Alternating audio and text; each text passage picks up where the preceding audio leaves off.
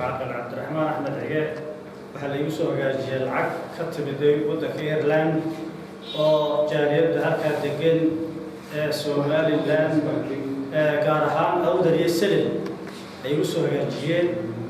waxa weeye 2600 waxaa soo kala diray laba wiil oo kala yiraahdo Mahdi Nuur Cilmi oo igu soo hagaajiyay $820 kula soo shubay aan koodka gargaarka abaaraha ay guddada ka mas'uul tahay iyo Muscab Xirsi Cali oo ariga igu soo hagaajiyay $1,800 lacagtaas waxay dhan tahay $2,620 waa isku mid waa Ireland lacagtaasi waxaa ku wareejiyay guddoomiyaha guddida gargaarka abaaraha Sheekh Maxamed Daahir Lawal oo u qaabilsan qabashada lacagaha ku wareejiyay Sheekh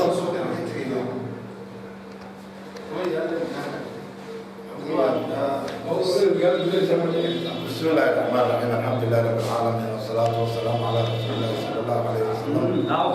إلهي سبحانه وتعالى يا محمد تهرية الضمرات اللهم أقسنا كيف عاقل عبد الرحمن أحمد عقيل وعن كلاوريجي لعقتها وتريد اللي نيشة إلا بسوها جاجي إلهي سبحانه وتعالى يدك صوتي وحنا قبرينا إنه ميزان حسنات وقدره وحن إلهي قبرينا إنه قوة وبركاته وحن إلهي قبرينا إنه معنا حقوق وبركاته إساق لبسوها جاجي إنه إلهي أجر كسيه تدخلوا إنه إلهي بركة وقليه أنا كان إلهي النواس ترى السلام عليكم ورحمة الله وبركاته. waxaan kan ku wareejinayaa isliibka ay ka soo qaaday Dahabshiil oo ay soo direen lacag jaaliyadda Kuwait oo dhan $3,270 magacyada soo diray ku soo hagaajiyeen Maxamuud Kaaye Usmaan iyo Xaamud Daahir iyo lacagtaas oo ay soo direen jaaliyadda Kuwait ay soo direen magacyada ay ku soo hagaajiyeen oo ku shubay Dahabshiil waxaan isliibka ku wareejiyay Sheekh Maxamed Daahir Lawal Sheekh Maxamed Daahir Lawal wareegtaa $3,270 igala wareeg oo isliibka Dahabshiil ku shubay oo kaas بسم الله الرحمن الرحيم الحمد لله رب العالمين والصلاة والسلام على رسول الله صلى الله عليه وسلم $3,270 شيخ عبد الله وان كلا وريغي waxaana lagu shubay koodka Dahabshiil ee gargaarka abaaraha Ilaahay subhanahu wa ta'ala dadka soo diray reebkooda miisaanka xasanaadka u saanay oo beeriyo ajriga ka siiyo maalkooda u barakeeyo dadka loo geynayna Ilaahay nacfiga ka siiyo sheekhana Ilaahay subhanahu wa ta'ala ajriga ka siiyo jazakumullahu khayran waxa ka waran bismillaahir rahmaanir rahiim waxa kaloo inuu ku wareejinayaa $250 oo ay soo kala direen $200 waxa soo diray magaca meesha laga soo diro kuma qado laakiin magaca waxa weeyaan Abid Ismaaciil Usmaan $50 waxa soo diray Ahmed Abid Abdullahi baa soo diray $250 kana saaka ayaa sida ku wareejinay sidkoodna waa kuwa bismillaahir rahmaanir rahiim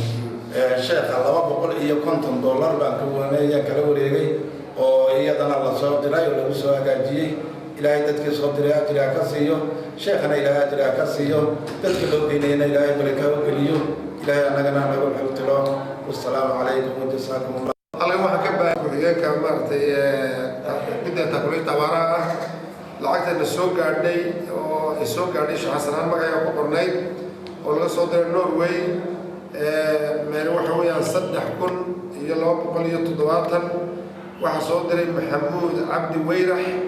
النرويج وكصدري ما صبرين بلاد حوالي كل مجال مجالدا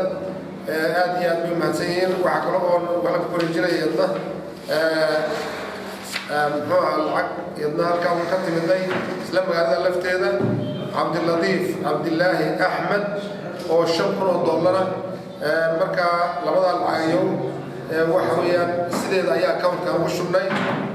وين النسوق عندي يقولون ولدوا عيننا جالية الصومالية جوجت النرويج خاصة مقالة جوجت عبد اللطيف يوم مرت ويرح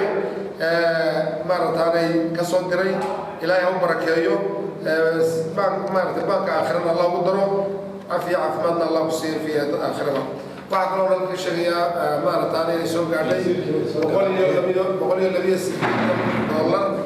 ويسوق عليه siyaad cali cumar oo ah inaan saaxiibkii oo dabadda joogaa u soo hagaajistay 182 kaana way ugu dhacday accountka allah ka siiyo maartaan gudoomiyaha dhalinyarta Somaliland khayr allah siiyo way soo gaarsiisna 182 ka inanka wakiilkan oo ducaynayna soo dirtay khayr allah siiyo inanka isna Soomaaliya ka soo dirtay Sweden $100 waan xareynay isagana khayr allah ka siiyo jazakumullahu khayran allah